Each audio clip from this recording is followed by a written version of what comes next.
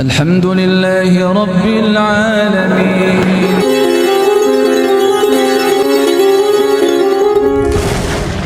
Bahwa kita punya rencana yang baik, punya strategi yang baik, ya, ini bisa Allah patahkan dengan sangat mudah. Di antara jalan pematahan Allah itu adalah kecerobohan atau kekeliruan masing-masing manusianya. Ini konsep dasar.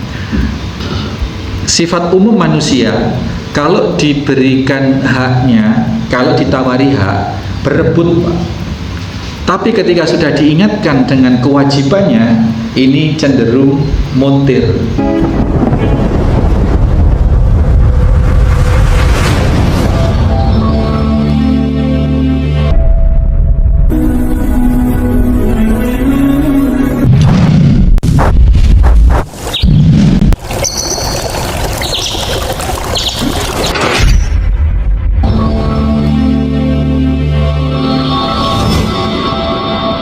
Bismillahirrahmanirrahim. Assalamualaikum warahmatullahi wabarakatuh. Innal hamdalillah nahmaduhu wa nasta'inuhu wa nastaghfiruh wa na'udzu billahi min shururi anfusina wa min sayyiati a'malina. May yahdihillahu fala mudilla lahu wa may yudlil fala hadiyalah. Asyhadu an la ilaha illallah wahdahu la syarika lah. Asyhadu anna Muhammadan abduhu wa rasuluhu la nabiyya ba'dah. Allahumma salli wa sallim wa barik ala Muhammadin wa ala alihi wa sahbihi wa mawala. Bapak sekalian, sebagai penutup bahwasanya suatu kesuksesan atau satu kemenangan itu mutlak Allah yang memberikan. Rasul kurang apa? Kurang manusia utama bagaimana? Rasulullah SAW sudah menyusun strategi perang yang kurang bagaimana, dan sudah ternyata memang sudah mencapai kegemilangan, kemenangan di dalam perang Uhud itu.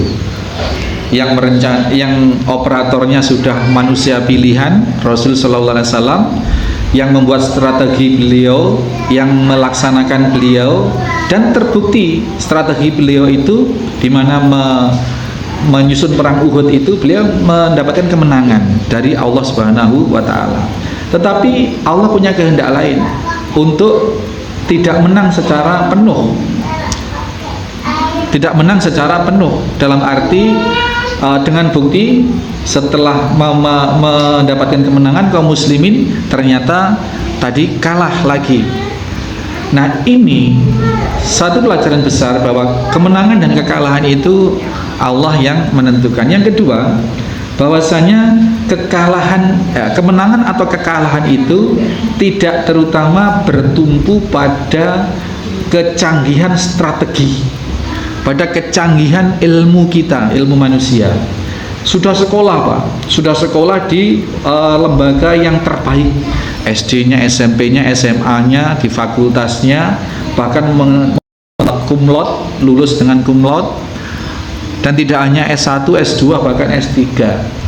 Tapi apakah dia akan mendapatkan posisi pekerjaan yang baik dunia akhirat atau tidak? Ini sudah penentuannya sudah Allah Subhanahu wa taala.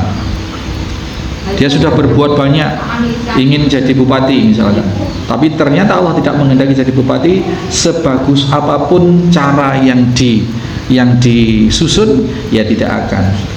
Nah, dalam kasus perang Uhud ini bukan atas kecanggihan itu, bukan atas apa, tetapi kembali kepada mereka kalah, mereka pada akhirnya kalah. Ini didasarkan atas kecerobohan atau atas kealpaan mereka sendiri. Dalam kasus yang lebih besar, dunia seisinya ini akan terjadi bencana, kerusakan, itu akibat dari proses sunatullahnya, akibat dari ulah tangan-tangan manusia sendiri.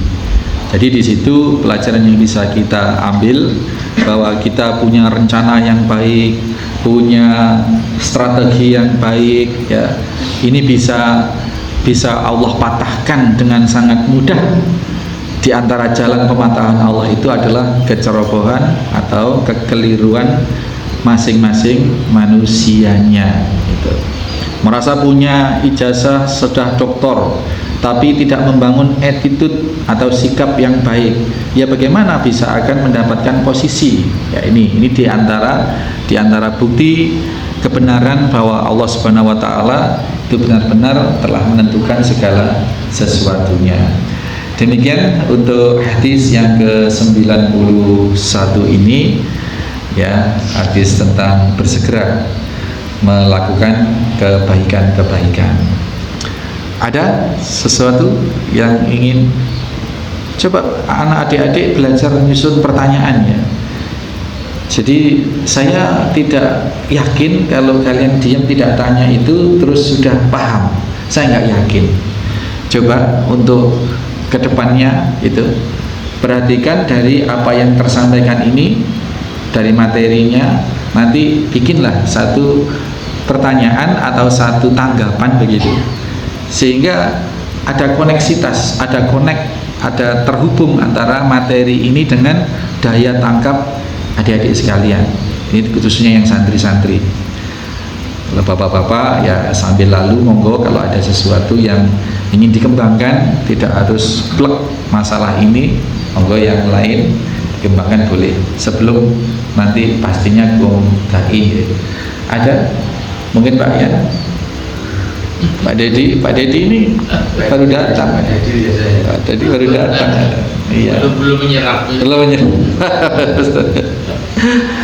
Kung mungkin Kung Haji Rebu ada sesuatu Kung? Assalamualaikum warahmatullahi wabarakatuh. Waalaikumsalam warahmatullahi wabarakatuh.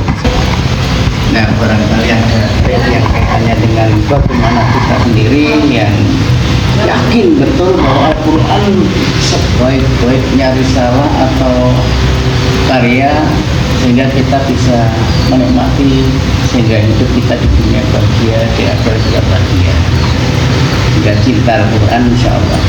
Yang kedua kaitannya dengan permasalahan yang hadis kelima ini, di mana masalah senjata perang, pedang. Sehingga perang ini kedepannya kalau kita hidup dalam alam sekarang ini adalah kematian. Mati kalau kita perang, terbunuh atau tidak terbunuh, sehingga masih mencari kondisi, sehingga nanti seperti hadis yang kemarin itu, kalau sudah mati itu jaminannya adalah surga, sehingga bergegas. Ini juga demikian. Nah, pertanyaan kaitannya dengan itu untuk mensegerakan kebaikan ini.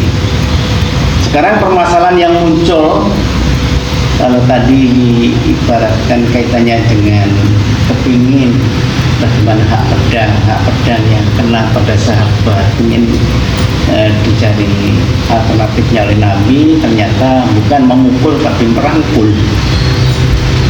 Terkait dengan kondisi-kondisi yang ada di negara kita, terutama pemimpin-pemimpin kita yang di dalamnya sampai endingnya bisa pensiun dengan sebaik-baiknya dan indah, tapi perbuatan di dalam kegiatan ini ternyata mendapatkan ketentuan-ketentuan dari banyak orang atau organisasi NGO dunia, malah terjadi sebaliknya, masuk nominasi terpuruk.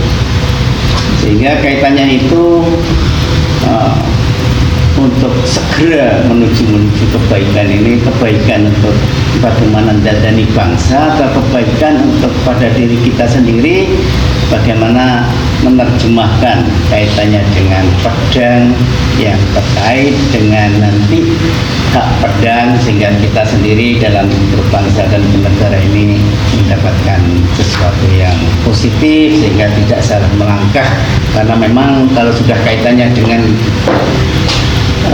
orang yang kita idolakan itu tahu-tahu masuk pada nominasi yang paling menyedihkan, juga menjadi beban. Terima kasih. Assalamualaikum warahmatullahi wabarakatuh. Waalaikumsalam warahmatullahi wabarakatuh. Bang, terkait dengan amanah itu, dengan amanah. Tadi ilustrasinya ketika Rasul menawarkan satu satu hak. Ini pedang silahkan siapa yang mau, itu kan hak.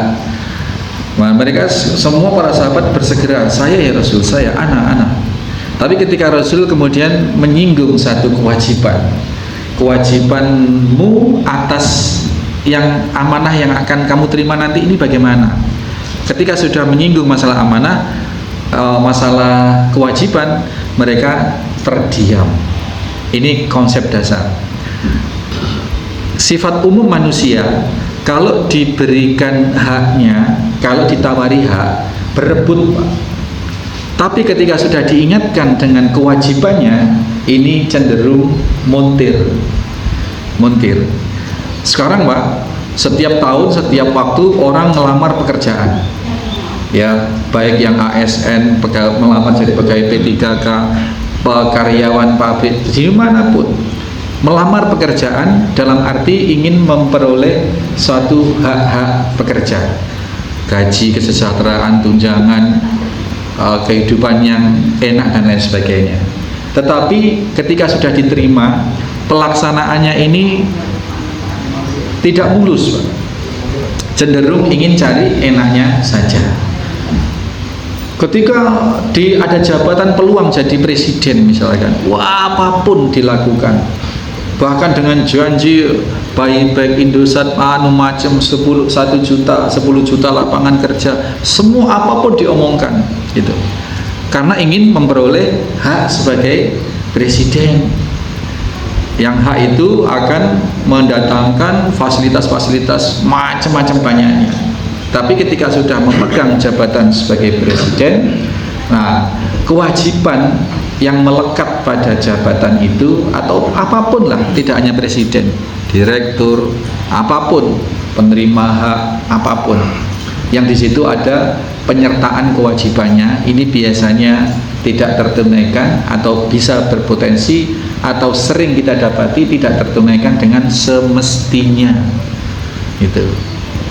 Macam-macam alasannya, macam-macam triknya, yang pada intinya ya tidak sesuai dengan amanah yang harus diemban, itu tidak sesuai dengan kewajiban-kewajiban yang melekat, sehingga kita sering keliru. Kita mengamanahkan sesuatu pada seseorang yang dengan harapan hak yang diperoleh itu akan dia tunaikan kewajibannya seoptimal mungkin, ya. Tetapi kenyataannya tidak. Nah, seperti itu. Ini gambaran nyata sekali bahwa pedang itu adalah fasilitas dunia, di mana orang-orang ketika Rasul menawarkan mau semua. Tapi ketika diingatkan dengan kewajibannya, mereka diam karena mereka satu mungkin belum paham, yang kedua khawatir tidak mampu menunaikan hak itu, sehingga mending diam. Kalau orang sekarang nggak peduli, Pak, mampu nggak mampu, yang penting ada hak, sikat sekarang itu. Perkara nanti bagaimana, apa kata nanti. Ini kurang ajarnya kebanyakan kita di zaman-zaman ini. Gitu. Rasul menawarkan pedang, ini pedang, mau ya Rasul, mau ya Rasul. Tapi ini ada haknya, nggak apa-apa, mari. Nah, kalau kita sekarang seperti itu, padahal kita nggak ngukur diri kita sendiri, mampu nggak nanti. Dikasih amanah ini, seolah-olah semua mau diambil, tapi tidak ngukur apakah dia mampu, akhirnya terbengkalai. Itu bahaya. Maka Bapak Ibu sekalian, kita diantara terjemahan yang real, yang menyangkut diri kita saat ini adalah ini Al-Firos, ini kita diberi amanah Pak Haji Rebu diwakafi, ini kita optimalkan betul. Kalau perlu tidak ada sejengkal tanah pun yang tidak bermanfaat di Al-Firos ini, gitu. Kita perbanyak manfaatnya, kita perbanyak produksi pahalanya dari sini, sehingga yang mewakafkan, sehingga yang berkecimpung di dalam kegiatan itu memperoleh pahala sebanyak-banyaknya selama-lamanya. Amin Allahumma amin. Jadi ya sudah, di Al-Firos ini sejengkal tanah sangat kita manfaatkan betul untuk memproduk kebaikan, gitu. Nggak perlu, kalau perlu ditumpuk ini, makanya asrama ditumpuk, ini juga bangunan kelas ditumpuk, halaman ada agak space sedikit kita manfaatkan untuk kelas, untuk untuk sholat berjamaah, untuk kajian, untuk kebaikan-kebaikan semua. Insya Allah mudah-mudahan kita semua, Pak Haji Rebo sebagai wakifnya dan para pengurus dan juga para yang terlibat kebaikan di sini semua tercatat sampai yaumil qiyamah. Amin Allahumma amin. Itu ya jawabannya mencakup itu, sehingga itu konseptual yang kita sampaikan, sehingga terjemahannya bisa macam-macam. Bisa kita kecilik, ternyata orang yang kita anggap seperti apa ternyata endingnya seperti apa. Nah, ini diantaranya adalah kelemahan atau ketidakkonsekuennya di dalam memegang amanah jabatan. Subhanakallahumma wa bihamdika asyhadu an la ilaha illa anta astaghfiruka wa atubu ilaik. Assalamualaikum warahmatullahi wabarakatuh.